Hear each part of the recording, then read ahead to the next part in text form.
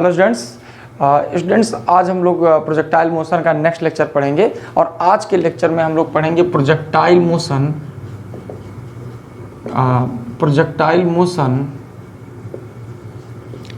From A height. देखो सीधा सा मतलब इसका मैं ये कहना चाह रहा हूँ कि यहाँ पर जो है अगर कोई भी बॉडी है या कोई भी पार्टिकल है, इसको हम लोग कुछ ऊंचाई से ग्राउंड से नहीं प्रोजेक्ट कर रहे हैं, हम इसको जो प्रोजेक्ट कर रहे हैं कुछ ऊंचाई से हम लोग इसको क्या कर रहे हैं, प्रोजेक्ट कर रहे हैं।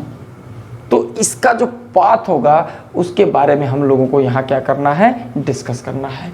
ध्यान से देखिएगा। देखो जैसे मान लो ये हाइट है, यहाँ से कोई पार्टिकल प्रोजेक्ट करना है, तो अगर आप यहाँ से कोई पार्टिकल प्रोजेक्ट करते हैं तो इसकी कुल 3 पॉसिबिलिटीज हो सकती है। या तो इस पार्टिकल को तुम डायरेक्टली प्रोजेक्ट कर दो, या तो इस पार्टिकल को आप ऐसे नीचे की तरफ प्रोजेक्ट करो, हॉरिजॉन्टल से थोड़ा नीचे, और या तो इस पार्टिकल को आप प्रोजेक्ट करिए हॉरिजॉन्टल से थोड़ा ऊपर की ओर। अब जरा देखो इन तीनों ही कंडीशन में ये पाथ कौन सा फॉलो करेगा, तो इस कंडीशन में इस तरह का पाथ फॉलो करेगा। हाँ, हालांकि एक बात क्लियर है और हम लोग पढ़े भी हैं कि इस कंडीशन में भी उसका जो पाथ होगा वो पैराबोलिक ही होगा, लेकिन पैराबोला में देखो इस तरह से आएगा। अगर आप उसको हॉरिजॉन्टली प्रोजेक्ट करोगे तो इस केस में जो इसका पाथ आएगा वो इस तरह से हो जाएगा, और अगर हॉरिजॉन्टल से थोड़ा ऊपर आप उसको इंक्लाइंड करके प्रोजेक्ट करोगे तो इस केस में स्टूडेंट इसका जो पाथ होगा वो समथिंग इस तरह का होगा। कहने का मतलब ये है कि ये 3 तरह के प्रोजेक्शन होते हैं और 3 तरह का प्रोजेक्टाइल मोशन होता है जो हम लोग डिस्कस करेंगे जब एक बॉडी किसी एक h हाइट के टावर से क्या की जाती है, प्रोजेक्ट की जाती है।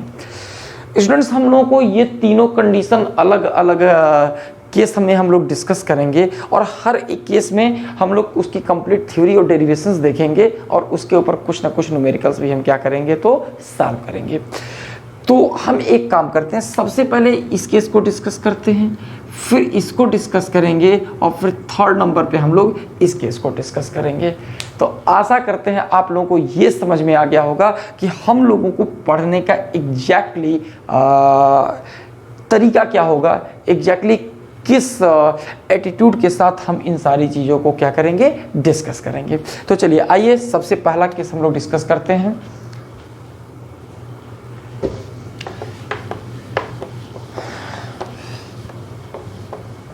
इसमें जो भी केस हम डिस्कस कर रहे हैं वो वही है कि प्रोजेक्शन फ्रॉम ए हाइट। समझ लो, आप बस इस चीज़ को ध्यान से देखो, जैसे भी मैंने आपको पूरी चीज़ पढ़ाई है। देखो एक चीज़ जो न्यू स्टूडेंट्स हैं जो अभी इस वीडियो को पहली बार देख रहे हैं, देखो उनसे एक रिक्वेस्ट है कि बेटा प्लीज़ जो पुराने वीडियो है उसे भी, जो प्रोजेक्टाइल मोशन के, उनको भी आप एक बार ज़रूर से देख लीजिए। उसके बाद आप यहाँ आएंगे तो शायद आपकी प्रोजेक्टाइल की जो अंडरस्टैंडिंग है वो बहुत बेटर होगी। याद रखिएगा स्टूडेंट्स, हम जो पढ़ाते हैं हम आपको अंडरस्टैंडिंग को, कैपेबिलिटी बिल्डिंग के लिए, आपकी क्षमता विकास के लिए चीज़ों को पढ़ा रहे हैं और आपकी जो अंडरस्टैंडिंग ऑफ फिजिक्स को समझने के लिए वो क्या हो, मजबूत हो सके। तो चीज़ों को जैसे बता रहे हैं एज इट इज इसी को समझिए, और फिर न्यूमेरिकल्स कैसे लगाना है, क्या है, अभी तो आप उतना ही लगाइए जो मैं पढ़ा रहा हूँ, लेकिन धीरे धीरे मैं बुक के बारे में भी आपको बताऊंगा कि कैसे और कौन सा क्वेश्चन कहाँ से सॉल्व करना है। ठीक है, पहले हम लोग इसे सॉल्व करते हैं। मैं ये कहना चाह रहा हूँ कि when a body is projected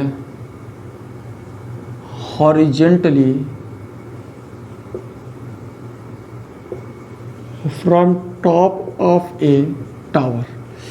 देखो बिल्कुल चीज़ें आपको क्लियर हैं, क्या करना है, इसके रिजल्ट को लेके थोड़ी सी हम लोगों को क्या करना, डिस्कस करना। जरा ध्यान से समझना।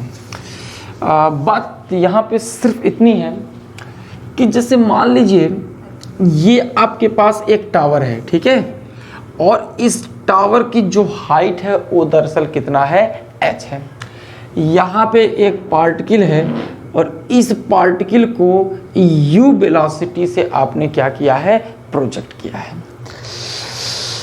बच्चों आप लोगों को एक चीज़ बहुत क्लियर होगा कि हमने आपसे कहा था कि प्रोजेक्टाइल मोशन भी क्या होता है, एक तरह का मोशन ही है, यहाँ पर भी हम उन्हीं इक्वेशन ऑफ मोशन का ही यूज करेंगे।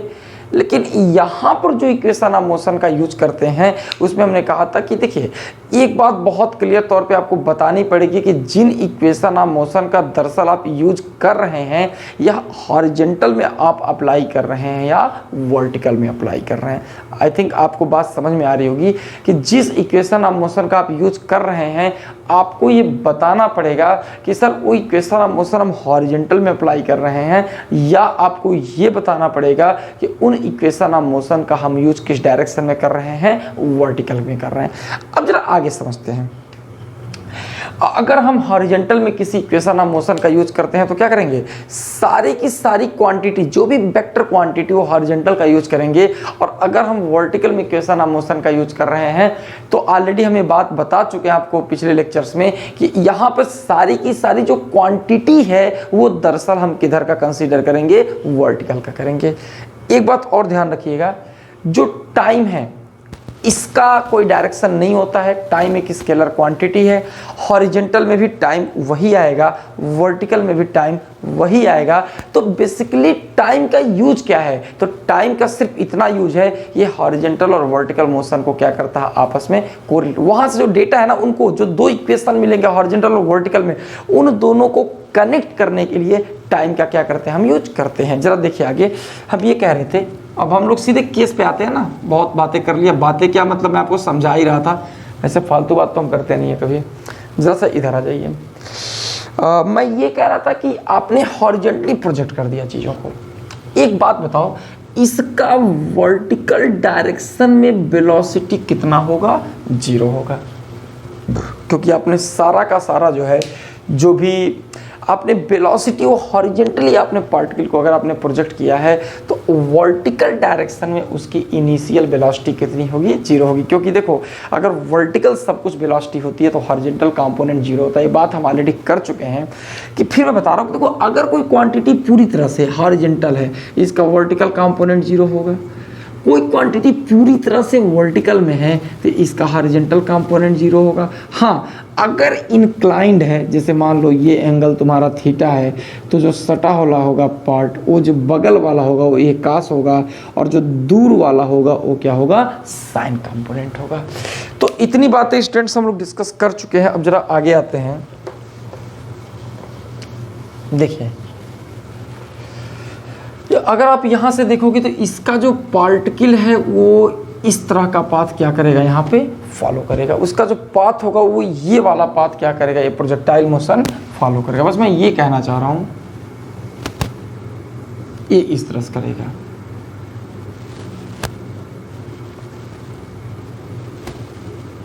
ये हो गया। अब मैं आपको एक बात बता रहा हूं, यहाँ पे इनिशियल वेलोसिटी इसकी कितनी हो गई, वो हो गई आपकी u। अब एक बात और समझ लो, मान लो पार्टिकल को आपने ए से प्रोजेक्ट किया है, पार्टिकल ग्राउंड पे स्ट्राइक किस पॉइंट पे कर रहा है, बी पे कर रहा है।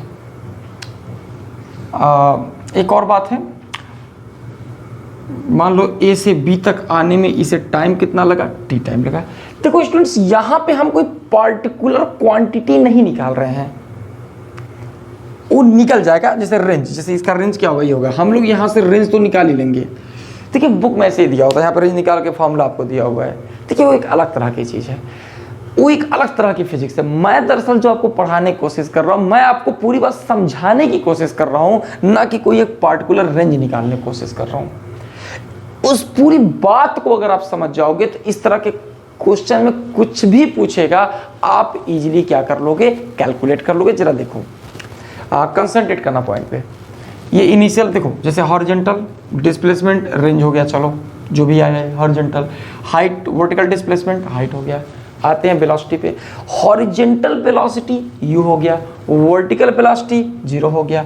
एक्सीलरेशन पे आते हैं। देखिए ये सारी बातें आपको क्लियर होंगी अगर आपने पिछले लेक्चर्स को देखा। तो मैं फिर बोल रहा हूँ, इस वीडियो को अगर डायरेक्ट देख रहे हो तो डायरेक्ट मत देखो, एक बार पिछले लेक्चर्स को देख लो। प्रोजेक्टाइल पे 3 लेक्चर ऑलरेडी हमने अपलोड कर लिए हैं, उसके बाद तब यहाँ आइए, तब चीज़ों को बहुत अच्छे से आप क्या कर पाएंगे, समझ पाएंगे। अब जरा एक बात समझना, यहाँ से जो हॉरिजेंटल एक्सीलरेशन होगा वो 0 होगा। ऑलरेडी हम बता चुके हैं कि प्रोजेक्टाइल मोशन के केस में हॉरिजेंटल डायरेक्शन में कोई एक्सीलरेशन एक्ट नहीं करता है। क्यों नहीं करता है ये हमने वहाँ पर डिस्कस किया हुआ है, ठीक है। और वर्टिकल एक्सेलरेशन क्या हो गया, जी हो गया। अब जरा एक बात समझो, मान लो पार्टिकल को ए से बी तक आने में कितना टाइम लगा, टी टाइम लगा।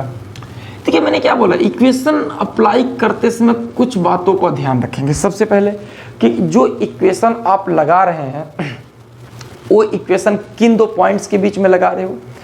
दूसरी बात, जो इक्वेशन है वो किस डायरेक्शन में लगा रहे हो, हॉरिजॉन्टल में लगा रहे हैं या वर्टिकल में लगा रहे हो। जैसे मान लो इन हॉरिजॉन्टल, तो इन हॉरिजॉन्टल में s इज इक्वल्स टू क्या पढ़ा है आपने, ये एक इक्वेशन पढ़ा है, s is equals to ut plus half at square.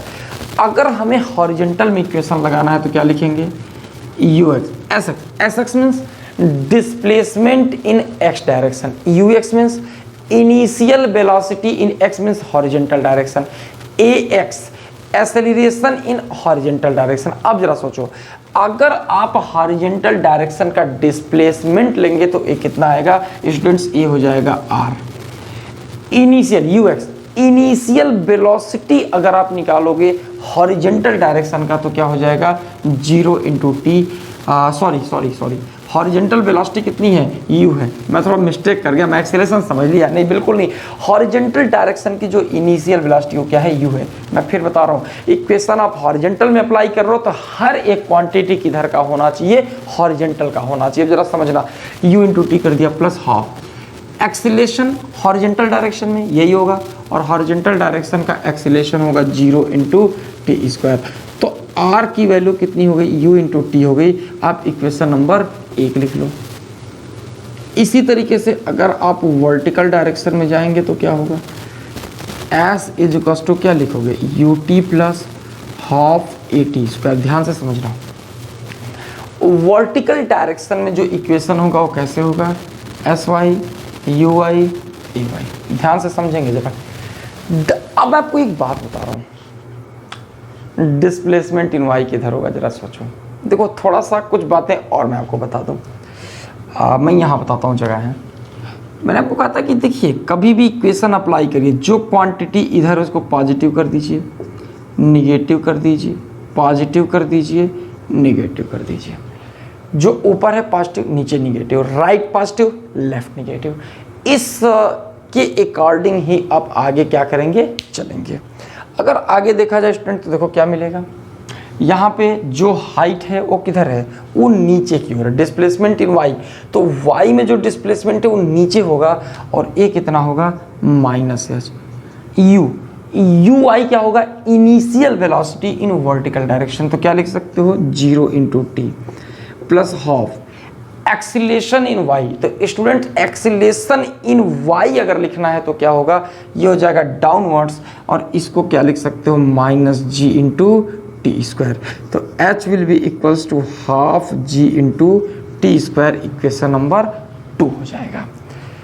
Initial velocity देखो, इनिशियल वेलोसिटी 0 है प्लस हाफ, डाउनवर्ड्स g है तो minus g into t square होगा। और वर्टिकल डिस्प्लेसमेंट की बात देखो, हाइट होगा पर डाउनवर्ड से, देखो जो चीजें डाउनवर्ड्स की ओर होगी, यहां पर बॉडी ए से बी पे आ रहा है, नीचे गिर रहा है, मतलब ये हाइट क्या है, एक तरीके से डेप्थ है। तो चूंकि डाउनवर्ड्स की तरफ हो रहा है, दैट्स वाई इसको हम निगेटिव के तौर पे ले लेंगे, ठीक है। अगर कोई बॉडी ऊपर थ्रो करोगे ना, जैसे नीचे से इस वाले इसको ऊपर थ्रो करते, अगर ये बॉडी ऊपर जाती ना तो हाइट क्या होता है, पॉजिटिव हो जाता। समझ लो। अभी अगला क्वेश्चन आएगा तो और चीज़ें क्लियर होंगी। अब जरा एक बात समझो, यहाँ पे चीज़ों को तुम समझ सकते हो कि अगर हम लिखें कि फ्रॉम इक्वेशन 1 एंड 2, जरा ध्यान से समझना। देखो मैं आपको एक बात बता रहा हूँ, यहाँ से टी की वैल्यू निकाल लो, कितना आएगा, टी हो जाएगा √2h/g। तो अगर यहाँ पुट करोगे तो r की वैल्यू क्या होगा, u इंटू √2h/g होगा। देखो स्टूडेंट्स बात इसकी नहीं, मैंने अभी आपको यहाँ बता दिया कि आप इस रेंज को कैसे निकाल पाएंगे। प्रश्न ये नहीं है, प्रश्न यहाँ ये है कि रेंज तो हमने निकाल लिया, लेकिन हमने आपको यहाँ पे सिखाया क्या। देखिए अगर यही सिखाना तो मैं डायरेक्ट आपको फार्मूला बोल के रटवा देता, बोलता रट लो, नहीं वो नहीं करना आपको। आप एक बात समझो, एक्चुअल में हम बार बार एक बात समझाने की कोशिश कर रहे हैं कि प्रोजेक्टाइल को अगर समझना है ना तो बस तुम इतना समझ जाओ कि इक्वेशन ऑफ मोशन को अप्लाई कैसे करते हैं, ठीक है। दूसरी चीज, सबसे पहली बात ऐसे समझा करो कि भाई कोई भी इक्वेशन ऑफ मोशन, कोई भी प्रोजेक्टाइल मोशन आ रहा है, टफ से टफ प्रॉब्लम है, क्या सोचोगे? हॉरिजॉन्टल डिस्प्लेसमेंट, वर्टिकल डिस्प्लेसमेंट क्या है, हॉरिजॉन्टल वेलोसिटी क्या है, वर्टिकल वेलोसिटी क्या है, हॉरिजॉन्टल एक्सेलरेशन क्या है, वर्टिकल एक्सेलरेशन क्या है, समझ गए? इसके बाद जब भी कभी इक्वेशन ऑफ मोशन का यूज करिए, वही इक्वेशन ऑफ मोशन यूज होगा जो पहले होता था, जो क्लास 9 से आप पढ़ रहे हैं। बट एक बात का ध्यान दीजिएगा कि जब हॉरिजॉन्टल में इक्वेशन ऑफ मोशन यूज करिएगा तो सारी क्वांटिटी हॉरिजॉन्टल का होगा, वर्टिकल में यूज करिएगा तो सारी क्वांटिटी वर्टिकल का होगा। जैसे एक क्वेश्चन है, जरा देखो, क्वेश्चंस अब हम लोग सॉल्व करेंगे। तो यहाँ पे जो मैं बताया, मैंने आपको सिर्फ अप्रोच बताया है। वो अलग बात है कि ठीक है, हॉरिजॉन्टल प्रोजेक्शन की और रेंज की वैल्यू आपकी आ गई u/2h/g। बहुत सारे बच्चे उसको याद भी कर लेते हैं, आप कर लीजिए, मैं मना नहीं करूंगा, लेकिन मैं ये भी मैं नहीं कहूंगा कि याद करिए। जितना याद करना था पिछले लेक्चर में आपको बता चुका हूँ। टी जो हॉरिजॉन्टल टू हॉरिजॉन्टल प्रोजेक्शन में time flight, maximum height, horizontal range याद कर लीजिए। 45 डिग्री पे रेंज मैक्सिमम होता है, ये याद कर लो। कम्प्लीमेंट्री एंगल पे रेंज क्या होता है, इक्वल होता है, वो याद कर लो। और इक्वेशन ऑफ प्रोजेक्टाइल मोशन याद कर लो, जो पिछले लेक्चर से पढ़ा चुका हूँ, ठीक है। बट ये सारी चीज़ें, इतनी सारे छोटे छोटे फॉर्मूला अगर आप याद करने लगेंगे तो विश्वास मानिए प्रोजेक्टाइल में ही आपको 100 फॉर्मूले मिल जाएंगे। फिर वो संभव नहीं है उनको कैरी करना, फिर पूरी सिलेबस वही आगे पढ़नी है। चीज़ों को समझ विकसित करिए। समझ क्या विकसित करना है? बस यही कि हॉरिजॉन्टल इक्वेशन लगा रहे हो तो सब कुछ हॉरिजॉन्टल, वर्टिकल में लगा रहे हो सब कुछ वर्टिकल। बस एक टाइम है, जो कोई स्केलर होता है, टाइम के अंदर कोई डायरेक्शन नहीं होता है, इसलिए वो हॉरिजॉन्टल हो या वर्टिकल हो, वो क्या होगा, वो उतना ही लगेगा, उतना ही पुट किया जाएगा जितना समय लग रहा होगा। थोड़ा सा और क्वेश्चन सॉल्व करते हैं तो शायद आपको चीज़ें समझ में आ जाएंगी। इसको स्क्रीनशॉट ले लीजिए।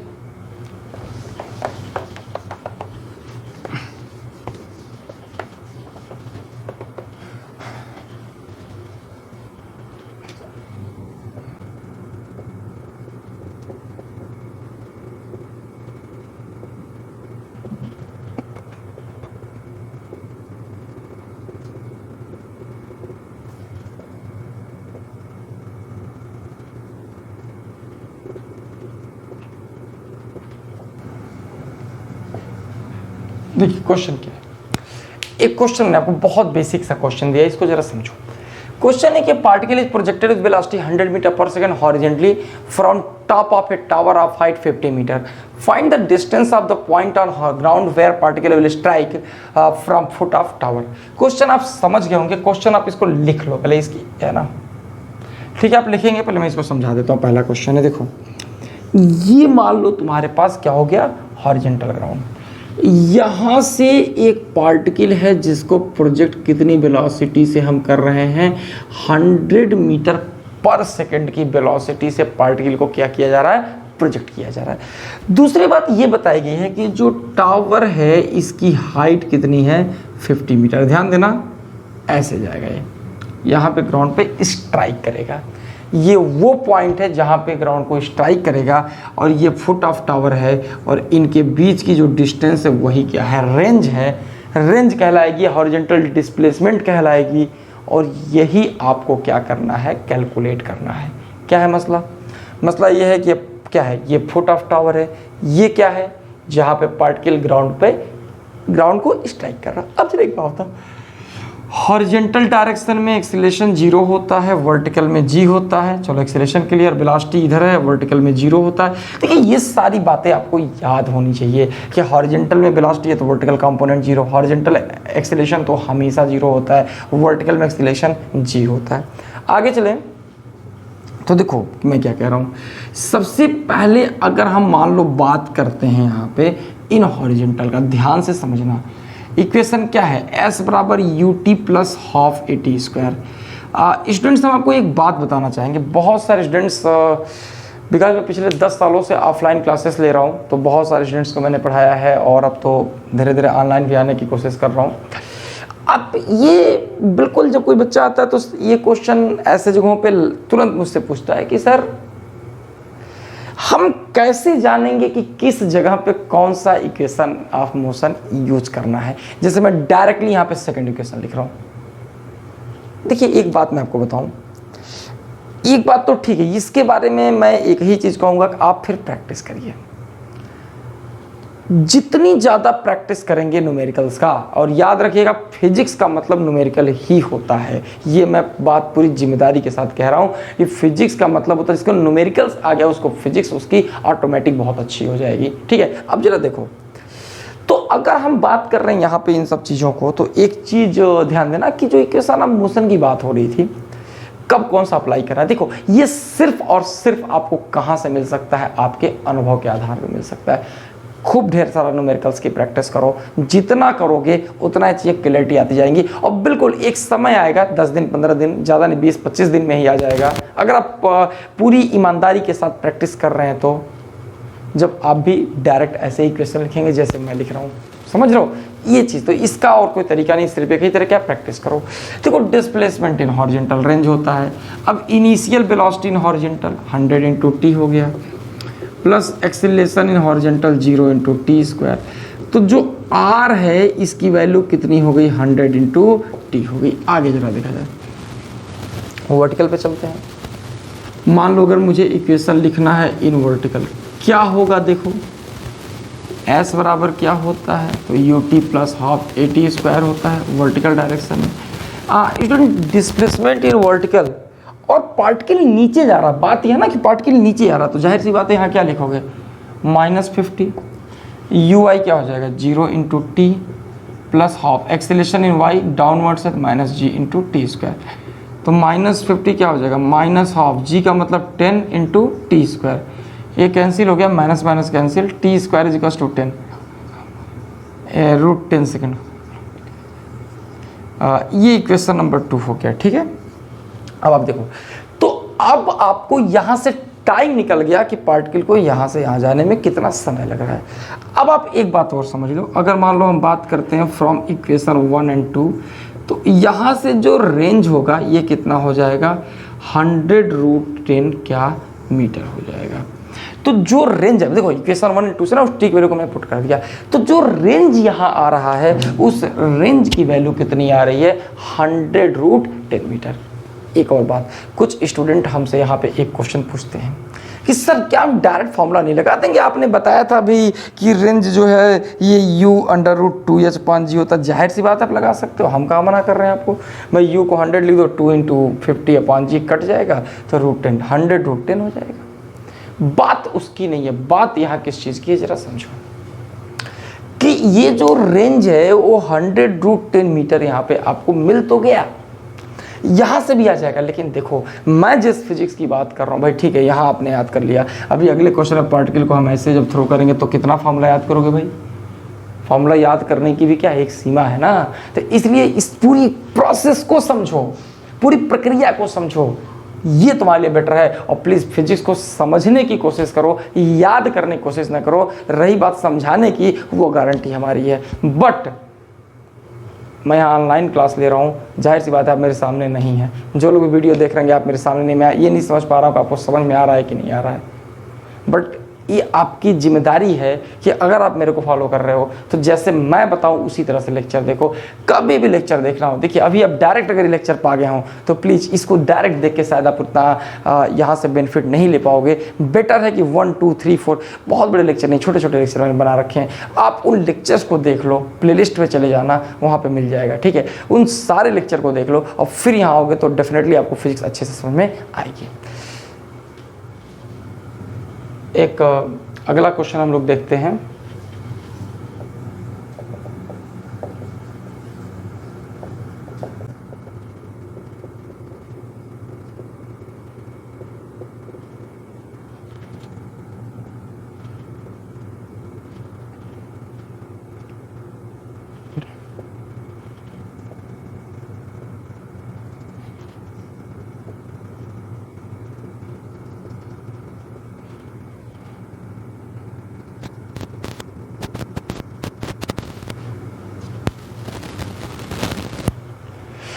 स्टूडेंट देखो एक नया क्वेश्चन मैंने यहाँ पे लिखा हुआ है और आपको इसे सॉल्व करना। क्वेश्चन क्या है जरा समझो कि a particle is projected with velocity 10 meter per second horizontally from top of a tower of height 100 meter, find horizontal range, है ना। रेंज मतलब मैंने थोड़ा सा जल्दी में लिख दिया हॉरिजेंटल रेंज, वही बात है कि जो फुट ऑफ टावर से जहाँ स्ट्राइक करता हो डिस्टेंस चाहिए होगा। Velocity of particle after 1 second of projection, और तीसरा पूछ रहा है एवरेज वेलोसिटी ड्यूरिंग मोशन। एक एक करके समझते हैं। देखो सबसे पहला पार्ट क्या है, देखो बिल्कुल ये क्वेश्चन पिछले क्वेश्चन की ही तरह से, चलो एक बार रिपीट कर देते हैं। क्वेश्चन क्या है, ये आपके पास है ऐसे, ये जो टावर है ना स्टूडेंट, इसकी हाइट 100 मीटर है, समझ लो।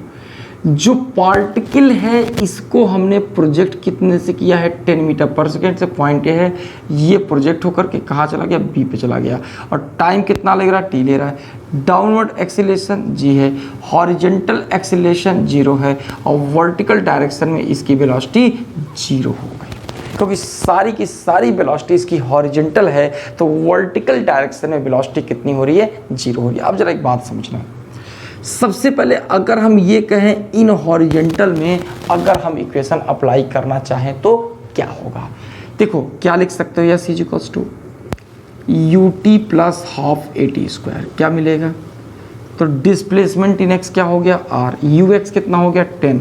अब आप एक्सपर्ट हो गए होंगे शायद इन सब चीज़ों के, एक्सेलेरेशन इन हॉरिजेंटल 0 होता है, आप यहाँ से r इज इक्वल्स टू क्या लिखोगे, 10t लिखोगे, ठीक है। अब जरा एक बात समझो, इक्वेशन नंबर 1 हो गया। इसी तरीके से अगर मान लो, अगर हम बात जो कर रहे हैं इन वर्टिकल की कर रहे हैं, इन वर्टिकल में s की वैल्यू कितनी होगी, ut और प्लस हाफ AT स्क्वायर होगा। Displacement in y means y की तरफ, ये होगा डिस्प्लेसमेंट, और किधर आ रहा है, नीचे की ओर आ रहा है, तो -100।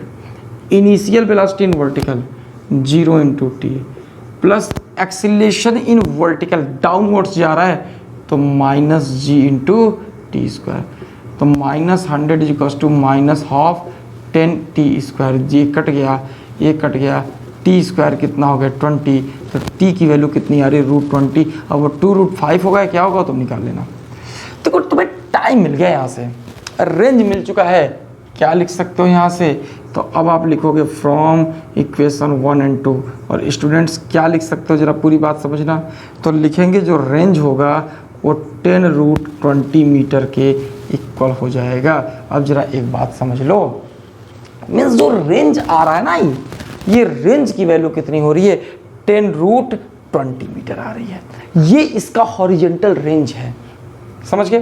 फॉर्मूला अप्लाई मत करिएगा, मैं फिर बोल रहा हूँ, पता है आप निकाल लोगे।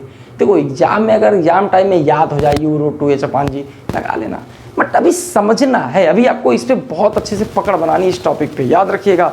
जिस तरह से मैं कह रहा हूँ एकदम उसी तरह चलो, पूरी मैकेनिक्स मैं आपकी बहुत अच्छा करा दूंगा, ठीक है। चलो आगे, अभी तो शुरुआत है मैकेनिक्स का जी।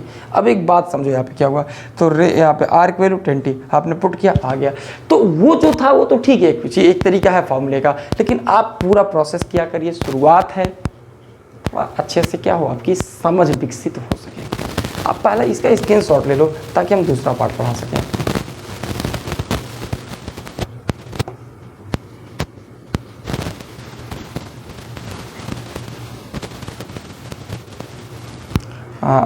अब देखिए इसका जो सेकेंड पार्ट है वो क्या है, जरा समझ लो। लिखा हुआ है velocity of particle after 1 second of projection. ये थोड़ा सा नई चीज़ तुम्हें मिल रही है, मैं इसीलिए कहता हूँ ना, चीज़ों को समझ के पढ़िए, क्योंकि यहाँ पे कोई फॉर्मूला नहीं है, समझ लो, यहाँ पे कोई फार्मूला नहीं है, यहाँ आपको समझना ही होगा। क्या है जरा देखो, ये कितना है हाइट, 100 मीटर हो गया,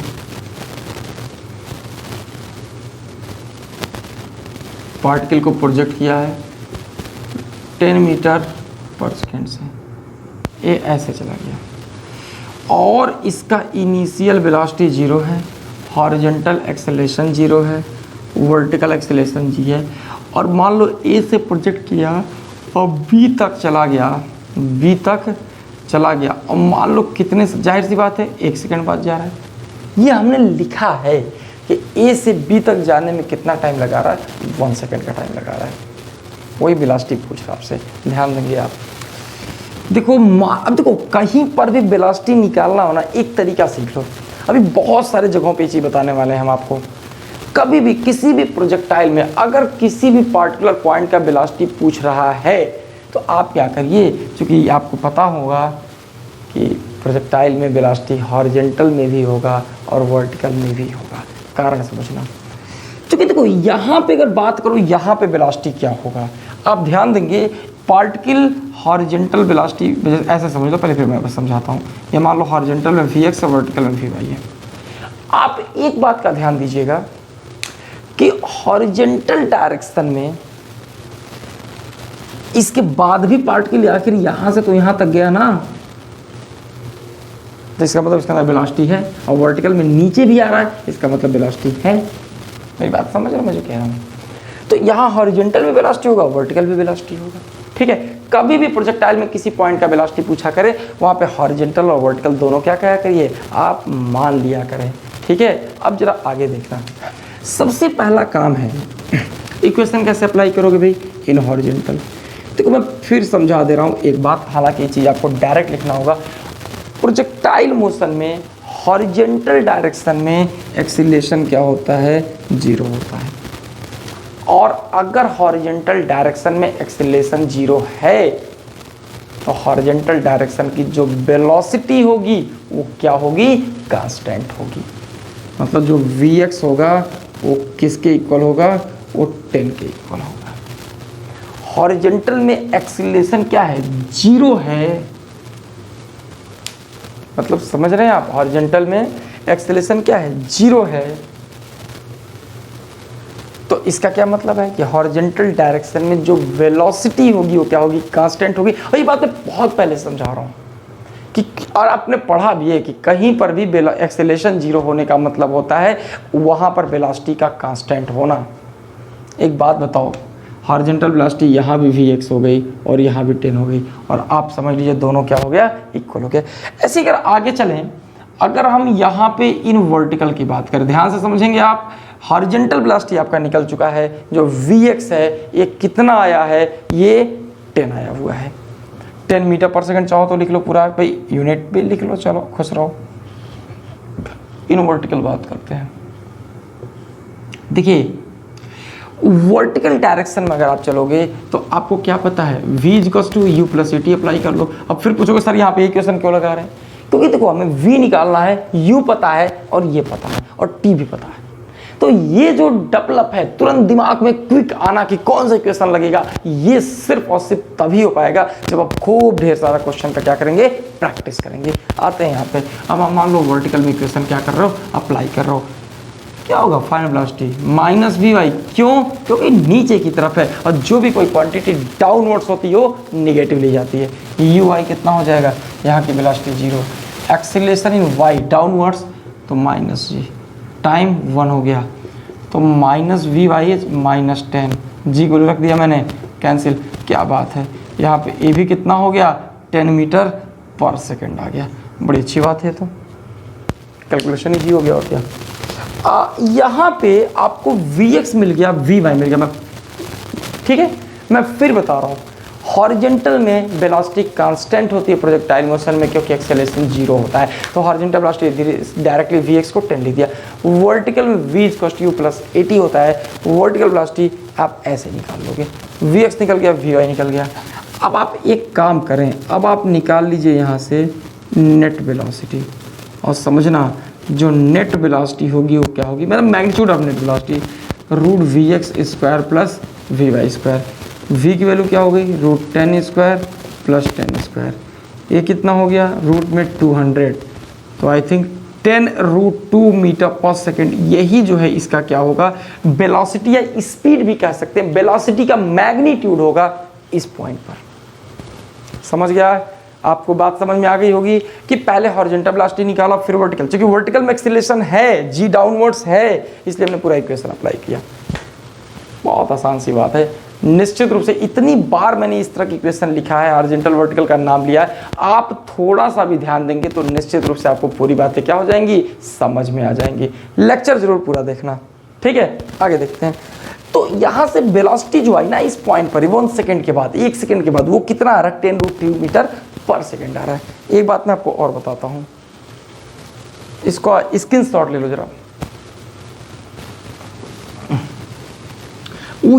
वो बात ये है ना, सुनो जरा, कि कई बार पूछता है कि जो वेलोसिटी है वो नेट वेलोसिटी आ गई 10 रूट 2, पता है आपको, ये भी 10 आई थी और ये भी कितना आया था, Vy की वैल्यू भी कितनी आई थी, यही लिख देते हैं किनारे, 10 आई थी। कई बार ये इंक्लिनेशन पूछा जाता है आपसे कि भाई जो वेलोसिटी है वो हॉरिजॉन्टल के साथ कितना एंगल बना रहा है। क्या करेंगे, tan अल्फा ले लीजिएगा।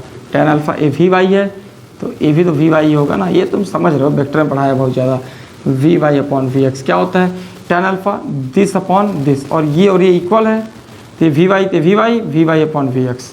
तो tan अल्फा इज टू क्या हो गया, 10 अपॉन 10। अब ये बड़ा अच्छा संजोग है, यहाँ पे अच्छा कैलकुलेशन आ गया। अल्फा कितना हो गया, 45 डिग्री हो गया। तो यहाँ पे ये ना आपके पास एक हॉरिजॉन्टल से एंगल भी आ गया इस वेलोसिटी का, समझ रहे हो कितना होगा, 10√2 मीटर पर सेकेंड। ठीक है, अच्छा है, आशा करते हैं आपको ये बात भी समझ में आ गई होगी। इसका स्क्रीनशॉट ले लो और फिर हम लोग आगे लास्ट पार्ट पे आते हैं।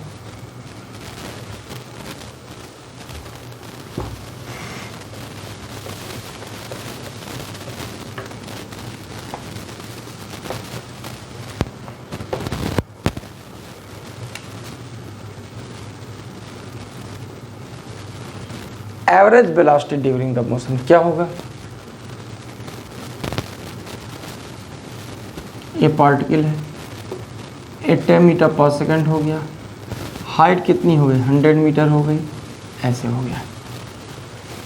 आपने पढ़ा है, यहाँ क्या पूछ रहा है इन्होंने, आपसे एवरेज वेलोसिटी पूछ रहे हैं। याद रखिएगा जो एवरेज वेलोसिटी होता है ये होता है total displacement upon total time. ध्यान देना, ये ए है, मान लो बी गया, तो हॉरिजॉन्टल में एक्सेलेरेशन 0, वर्टिकल में जी डाउनवर्ड्स, ए से बी तक जाने में टाइम कितना लगा, टी लगा। ठीक है, अब जरा एक बात समझो, ये आर है। स्टूडेंट से एक बात बहुत क्लियर तौर पे हम बता दें, अभी थोड़ी देर पहले जब फर्स्ट वाले पार्ट में चलोगे ना तो यहाँ पर आप लोगों ने हॉरिजॉन्टल रेंज क्या किया था, निकाल लिया था।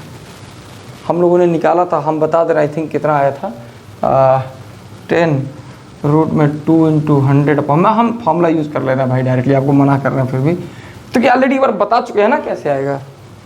तो ठीक है, 10√20। तो ये जो रेंज आया था ये कितना था, 10√20 था। याद रखिएगा जब भी कभी एवरेज वेलोसिटी निकालना हो, ये मैं इसका लेक्चर ऑलरेडी मैं अपलोड कर चुका हूँ, कुछ ही lecture motion in straight line का अपलोड हुए, उनमें से एक है ये, आप चाहें तो देख सकते हैं, अलग से प्लेलिस्ट में चले जाइएगा मोशन इन स्ट्रेट लाइन में, वहाँ आपको मिल जाएगा। एवरेज वेलोसिटी की अगर आप बात करोगे तो ये होता है टोटल डिस्प्लेसमेंट, क्या होता है, ये होता है टोटल डिस्प्लेसमेंट और अपॉन क्या होता है, टोटल टाइम टेकन। ध्यान समझना, ये होता है total displacement upon total time taken. अब चलो मैं जो कह रहा हूँ जरा उस बात को समझो, यहाँ पे इसका टोटल डिस्प्लेसमेंट क्या होगा, इनिशियल पॉइंट ये है, फाइनल ये है। तो आप बताओ, आपको ये रेंज पता है, आपको ये हाइट पता है, जो टोटल डिस्प्लेसमेंट ये होगा डायरेक्टली, भैया ये तो इसका पाथ है ना, ऐसे आ रहा पैराबोलिक, डिस्प्लेसमेंट तो शॉर्टेस्ट लेंथ जो ये है कितना होगा, रूट में दिस स्क्वायर, तो 100 का स्क्वायर और प्लस 10√20 का स्क्वायर अपॉन टाइम कितना होगा, √20। क्योंकि याद रखिएगा मैंने टाइम भी उसी में निकाला था जब हम लोग रेंज निकाल रहे थे कि ए से बी तक जाने में कितना टाइम लगेगा, अभी बिल्कुल फर्स्ट पार्ट में लोगों ने देखा था, और √20 था। कैसे निकाला था, वर्टिकल में इक्वेशन ऑफ मोशन का यूज किया था, S = UT + ½ AT², और वहाँ से हम लोगों ने यहाँ से U चूँकि इसका क्या था, 0 रख लिया था, याद करो, यस को -100 लिखा था, G - 10 T आ गया था। अब आप इसको सॉल्व करो तो क्या आ रहा है बताओ, कर ही ले रहे हैं हम, चलो ध्यान से, 1 2 3 4 प्लस ये हो जाएगा तुम्हारा 100 और 200 2000 आई थिंक आएगा, है ना, बिल्कुल। ये अंदर जाएगा तो 100 और अंदर कितना है, नहीं 2000 तो नहीं आएगा आई थिंक, हाँ ठीक है, ये अंदर गया तो 100 1000 2000, ठीक है। अब आप एक बात समझो, होल अपॉन कितना हो गया, √20 हो गया। आगे चलेंगे तो रूट में हमें लगता है कि पूरा कंप्लीट, तो ऊपर रूट में कितना होगा, 1 2 1 2 3 12000 ही होगा, अपॉन 20 हो जाएगा, कैंसिल कर लोगे तो ये कितना हो जाएगा, 2 से 6 बार, तो रूट में 600, ये कितना आएगा, ये हो जाएगा 10√6 मीटर पर सेकंड। याद रखिएगा इस बात को कि जो एवरेज वेलोसिटी आएगा वो कितना आएगा, 10√6 मीटर पर सेकंड। कैलकुलेशन वैसे ठीक होगा, बाकी है ना। ओके, दूसरी चीज़ तो हमें मेनली क्या बताना था कि इसका जो नेट डिस्प्लेसमेंट होगा वो क्या होगा। स्टूडेंट देखो, एक जरा इसका स्क्रीनशॉट ले लो, फिर मैं आपको बताऊँ। ठीक है, अब मैं आपको एक बात बताऊँ। देखो, ये जो पहला केस था, जैसे मैं आपसे क्या बोला कि हॉरिजॉन्टल से आप प्रोजेक्शन कर रहे हाइट है, तो एक होता हॉरिजॉन्टल थ्रो करना, नीचे इंक्लाइन थ्रो करना, ऐसे जाएगा पास, एक वर्टिकल ऐसे जाएगा। इसमें से जो पहला केस था वो अभी हमने हॉरिजॉन्टल प्रोजेक्शन आज क्या किया, कंप्लीट कर दिया। देखिए इतनी बात है, अभी ऐसा नहीं कि जो मैंने पढ़ाया, हाँ ये जरूर है, पहले मेरी बात समझ लो, ये जरूर है कि जो मैंने पढ़ाया है, दुनिया का कोई भी हॉरिजॉन्टल प्रोजेक्शन का क्वेश्चन उठाओगे, ऐसा कोई क्वेश्चन नहीं मिलेगा जो इसके बाहर से हो। डायरेक्ट एग्जाम में क्वेश्चन हो सकता हो ना मिले आपको, लेकिन जो अप्रोच मैंने बताया कि भाई हॉरिजॉन्टल में क्वेश्चन लगाओ तो हर क्वांटिटी हॉरिजॉन्टल का, वर्टिकल में लगाओ हर क्वांटिटी वर्टिकल का। एक टाइम ही एक ऐसा फैक्टर होता है जो क्या होता है, इन दोनों में सेम है, दोनों को कोरिलेट करते हैं हम लोग किसकी सहायता से, टाइम की सहायता से। बस उस अप्रोच को आप याद रखेंगे, विश्वास मानिए आपको इस पे क्वेश्चन गलत नहीं होंगे। फिर भी अगर कोई क्वेश्चन आप पूछना चाहते हैं मुझसे, आप मेल कर सकते हैं, कमेंट में आप क्वेश्चन लिख सकते हैं, उसका हम निश्चित रूप से उसका आपका समाधान करेंगे। ठीक है, तो स्टूडेंट्स आज के लिए इतना ही रखते हैं। आप लोग पूरा वीडियो अच्छे से देखिए, इसको एंजॉय करिए। समझ में ना आए तो एक बार और देख लेना, समझ रहे हो, पूरा वीडियो बार अच्छे से देखो। जस्ट नेक्स्ट वीडियो में आएंगे तो हम इसके जो अन्य जो 2 केस है उसको हम लोग क्या करेंगे, डिस्कस करेंगे। अभी वर्टिकल में है ना, सॉरी हाइट वाला जो टावर से हम लोग थ्रो कर रहे हैं ना, from height projection from height, तो उसमें हॉरिजॉन्टल हुआ है, और जो 2 केस बचा है वो हम लोग डिस्कस कर लेंगे। वीडियो कैसा लगा जरूर बताइएगा कमेंट बॉक्स में लिख करके। ठीक है, चलो ठीक है फिर, थैंक यू।